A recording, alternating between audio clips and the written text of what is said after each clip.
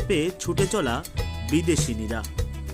2017 সালের এপ্রিলে কোনো এক বিকেলের ঘটনা, আগ্রহ থেকে জানতে চাওয়া, তারপরের গল্পটা অসাধারণ।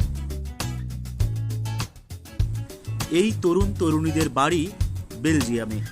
তারা প্রত্যেকে পড়াশোনা করেন বেলজিয়ামেই।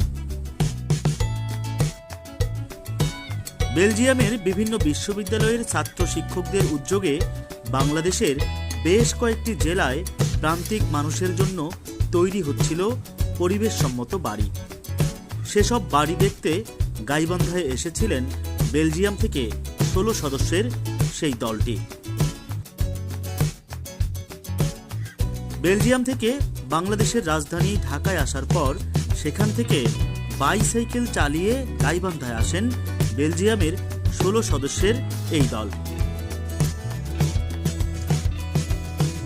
এরপর ঘুরে বেড়ান গাইবান্ধার গ্রামে গ্রামে।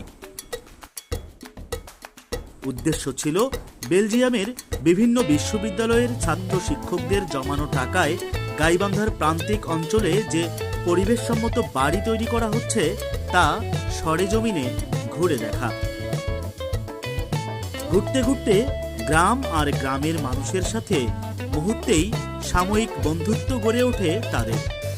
এমন মুহূর্ত উপভোগ করেন বাংলাদেশের গ্রামের শিশু, নারী, পুরুষেরাও। এ সময় তাদের কণ্ঠে উঠে আসে বাংলাদেশের গ্রামের সৌন্দর্য বন্দনা। তারা বলেন, বাংলাদেশের প্রকৃতি খুবই সুন্দর। আমরা জানি এই দেশে অনেক সমস্যা রয়েছে, সেই সঙ্গে অনেক সুযোগও কিন্তু রয়েছে। আর ইতিবাচক দিক হলো এদেশের মানুষ খুবই কর্মঠ।